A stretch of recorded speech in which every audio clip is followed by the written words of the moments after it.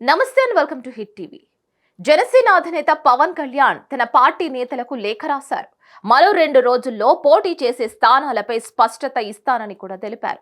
పొత్తులపై బహిరంగ విమర్శలు చేయవద్దునని జనసేన నేతలకు సూచించారు. ఏవైనా భిన్నాభిప్రాయాలు ఉంటే తన దృష్టికి తేవాలని పవన్ చెప్పుకొచ్చారు. ప్రజలు స్థిరత్వాన్ని కోరుకుంటున్నారని, ఈ సమయంలో పార్టీ శ్రేణులంతా అప్రమత్తంగా ఉండాలని తెలిపారు. అంతేకాకుండా జనహితానికి, రాష్ట్ర సమగ్ర అభివృద్ధికే పార్టీ ప్రథమ ప్రాధాన్యం ఇస్తుందని తెలిపారు. ఏపీ అభివృద్ధి, ప్రజా సంక్షేమం కోసం పొత్తుల దిశగా ముందుకు వెళుతున్నామని తెలిపారు. పొత్తులపై పార్టీ విధానాలకు భిన్నంగా ప్రకటనలు చేసే నాయకుల నుంచి వివరణ తీసుకోవాల్సిందిగా ఇప్పటికే కేంద్రానికి స్పష్టత ఇచ్చినట్లు తెలిపారు. మరిన్ని అప్డేట్స్ కోసం stay tune to hit TV.